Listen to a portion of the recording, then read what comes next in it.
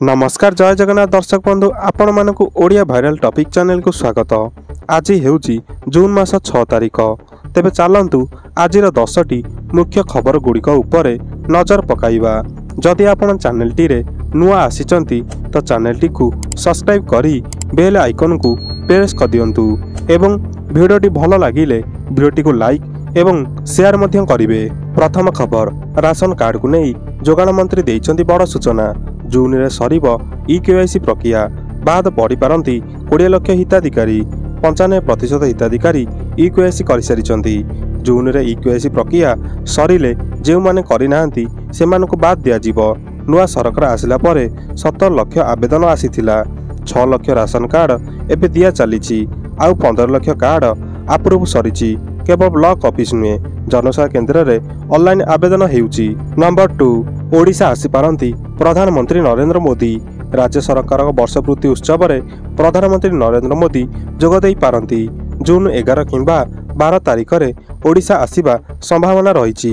जून 12 रे राज्य बीजेपी सरकार को वर्षे पूरीउथिला बेले राज्य सरकार वर्षपूर्ति उत्सव पालन करिवे।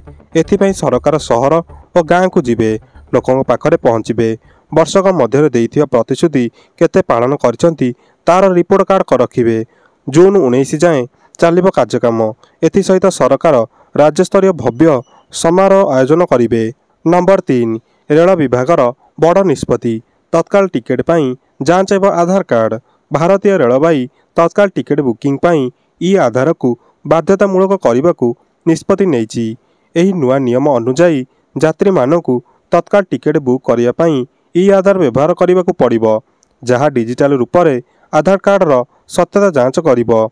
एहा द्वारा टिकेट बुकिंग प्रक्रिया को अधिक फलप्रद और सुरक्षित कराजिबो बोली कहिछि रेल विभाग। नंबर 4 बढ़ी चलीची कोरोना आक्रांतक संख्या। 4866 संक्रमित, 24 घंटा रे 7 मृत्यु। देश में कायम हेलाउछि कोरोना संक्रमित मामला रे दिन को दिन बढ़िबारे लागिछि।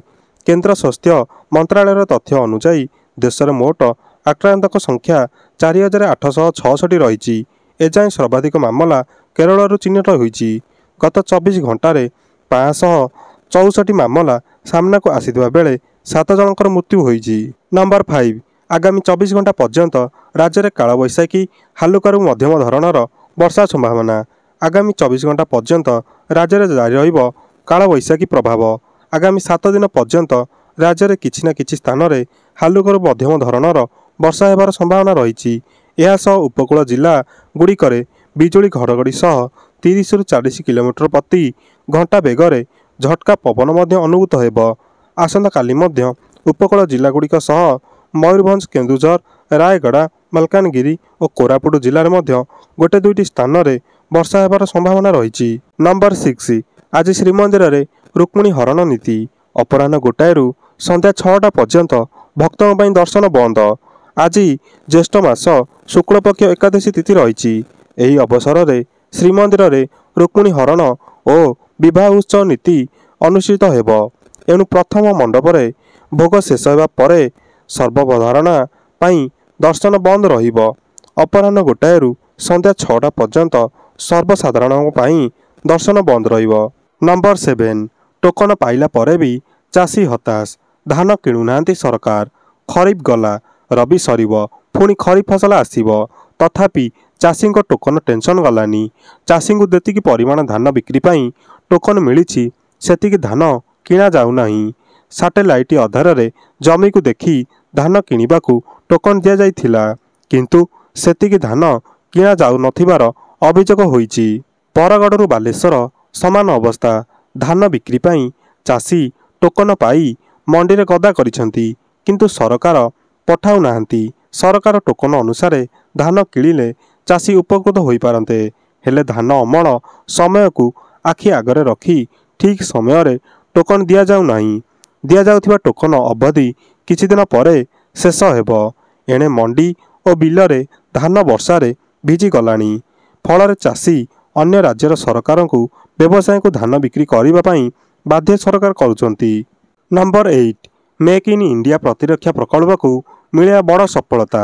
भारत में एबे राफेल युद्ध विमानर फ्यूजेलेज बा विमानर मुख्य अंश निर्माण हेबो। टाटा एडवांस सिस्टम एवं फ्रांसर डासल्ट एवियन्स मध्य एक गुरुत्वपूर्ण चुक्ति स्वाक्षरित होईची। प्रथम थर पई राफेलर यही गुरुत्वपूर्ण अंश फ्रांस बाहर निर्माण हेब। नंबर 9 बेंगलुरु दलाचकड़ा घटनार जांच करिब सीआईडी 15 दिन भितर देव रिपोर्ट। सीआईडी हाथ को गला बेंगलुरुर एम चिन्नास्वामी स्टाडियम रे दलाचकड़ा घटना जेउथिरे 11 जनकर मृत्यु होइतिबा बेले 65 जन आहत होई सारिचंती। सीआईडी को मामला हस्तांतर होइतिबा नै कर्णाटक सरकार हाईकोर्ट को अवगत करिसंती।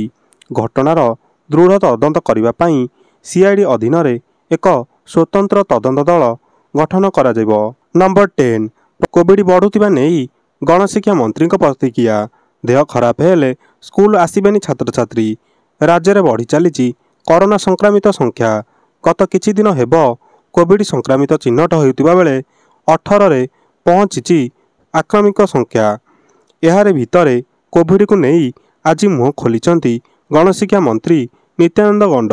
कोविड संक्रमण भितरे स्कूल खोलिबाकू आउ मात्र किछि दिन रहितिबा बेले एहाकू नहीं तत्परता देइचंती गणशिक्षा मंत्री।